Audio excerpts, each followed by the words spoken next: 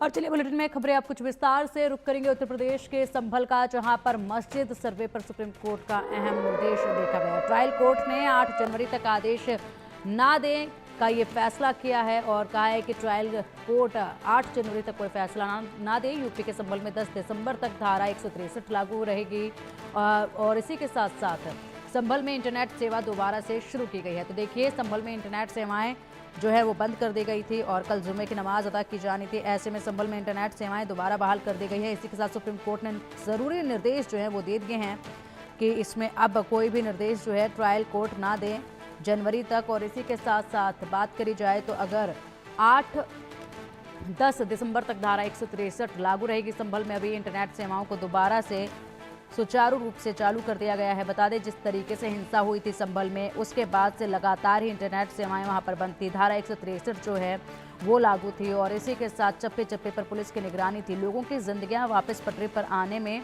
काफ़ी वक्त अभी लग सकता है, जिस तरीके के हालात वहाँ पर बने हुए हैं।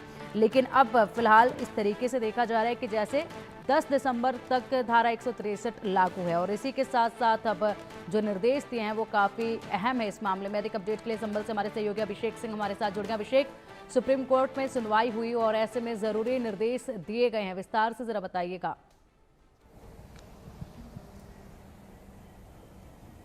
बिल्कुल, सर्वे को लेकर के जो याचिका पर सुप्रीम कोर्ट ने सुनवाई की, उसमें फिलहाल अभी इस पूरे मामले पर रोक की बात आ रही है। और एक बात और है कि जिस तरह संभल में हिंसा हुई, ये एक बड़ी वजह बनी है। सीधे तौर पर कहा जाए तो संभल हिंसा के बाद कई जगह दरवाज़ा खटखटाया गया कोर्ट्स का। चाहे एक याचिका की बात करें जो इलाहाबाद हाई कोर्ट में की गई, जिसमें ये कहा गया कि पूरे मामले की SIT जांच होनी चाहिए, CBI जांच होनी चाहिए, साथ ही साथ सुप्रीम कोर्ट में अपील की गई और कोर्ट ने बिल्कुल इस पूरे मामले की सेंसिटिविटी को समझा है, जिसको लेकर फिलहाल अभी इस पूरे मामले पर सर्वे की जहां तक बात है, अगली जो सर्वे दूसरी बार हो रहा था जिस बार हिंसा हुई, सीधे तौर पर उसको लेकर के। और अगर पूरे संभल की बात करें तो माहौल कल जुम्मे की नमाज के बाद ऐसा कहा जा रहा है कि पूरी तरह शांत है। जुम्मे की नमाज बहुत बड़े पुलिस के इंतज़ाम, प्रशासन के इंतज़ाम के बीच हुआ। पूरी तरह से कहा जाए तो चाहे मुस्लिम धर्मगुरु हों, इंतज़ामिया कमेटी हो जामा मस्जिद, शाही जामा मस्जिद की, उनके वॉलंटियर्स हों, वो सब वहाँ मौजूद थे। मेटल डिटेक्टर्स, ड्रोन कैमरे, CCTV कैमरेज के बीच सभी जो नमाजी थे वो वहाँ पहुँचे।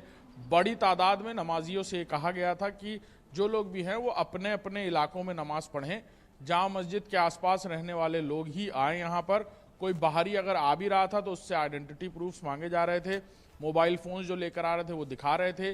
मस्जिद के अंदर जाते समय उनकी बाकायदा तलाशी ली जा रही थी और ये भी कहा जा रहा था कि आप जब आ जा रहे हैं तो कहीं भीड़ मत लगाइए, किसी तरह की अफवाह पर ध्यान मत दीजिए, किसी तरह की रूमर मॉन्गरी पर ध्यान मत दीजिए। इन सारी बातों को खासतौर पर अंदर भी मस्जिद के कहा जा रहा था। और जब हमारी बात हुई नमाजियों से तो वो लोग भी कह रहे थे कि अमन चैन चाहते हैं। साथ ही साथ जब हमारी बात जो मंडल कमिश्नर है यानी मंडलायुक्त है मुरादाबाद के अंजनेय कुमार सिंह, जिनके कंधों पर ये बड़ी जिम्मेदारी थी, उनका कहना है कि ये जो लार्जर कॉन्स्पिरेसी की बात है, इसको लेकर अभी भी पिन पॉइंट और एयरटाइट जांच चल रही है, क्योंकि इस तरह का मामला जो एक साजिशन घटना के रूप में प्राइमरी जांच में सामने आया है और अब क्योंकि न्यायिक आयोग इस पूरे मामले पर अपनी जांच शुरू करेगा जल्द ही, जो 3 सदस्यीय न्यायिक आयोग बनाएगा जिसमें रिटायर्ड जज और अधिकारियों को रखा गया है। साथ ही साथ एक और बड़ी बात है कि अब इस पूरे मामले पर राजनीति भी होती नजर आ रही है। आज समाजवादी पार्टी का 15 सदस्यीय डेलीगेशन यहाँ आने वाला है। प्रशासन की तरफ से पूरी तरह इनकार कर दिया गया है इजाज़त देने के लिए। फिलहाल आज तक क्योंकि मामले की सेंसिटिविटी को समझा जा रहा है, इंटरनेट सेवाएं अभी तक नहीं शुरू की गई हैं।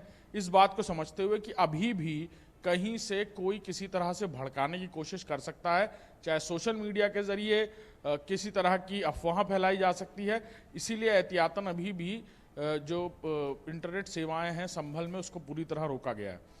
और कल समाजवादी पार्टी के जो जिला अध्यक्ष हैं उनसे हमारी बातचीत हुई थी। वो पहुंचे थे DM के पास संभल के और उन्होंने पूछा कि परमिशन मांगी उनसे कि डेलीगेशन आना चाहता है समाजवादी पार्टी का, तो फिलहाल उन्होंने इनकार कर दिया है।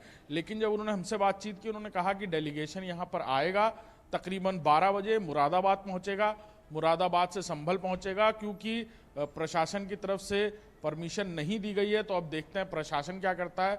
वो लोग उम्मीद कर रहे हैं कि प्रशासन नहीं रोकेगा, जिसमें इस पूरे डेलीगेशन में 5 MPs हैं, समाजवादी पार्टी के नेता विरोधी दल हैं, विधानसभा नेता विरोधी दल, विधान परिषद के नेता विरोधी दल, साथ ही साथ समाजवादी पार्टी के प्रदेश अध्यक्ष और समाजवादी पार्टी के 3 जिलाध्यक्ष जो आसपास के मुस्लिम बाहुल्य इलाकों से जो जिले हैं, चाहे वो मुरादाबाद हो, चंबल हो, इन जिलों के जिलाध्यक्ष हैं, लखनऊ के विधायक हैं और कई विधायक जो हैं वो इस डेलीगेशन में शामिल है।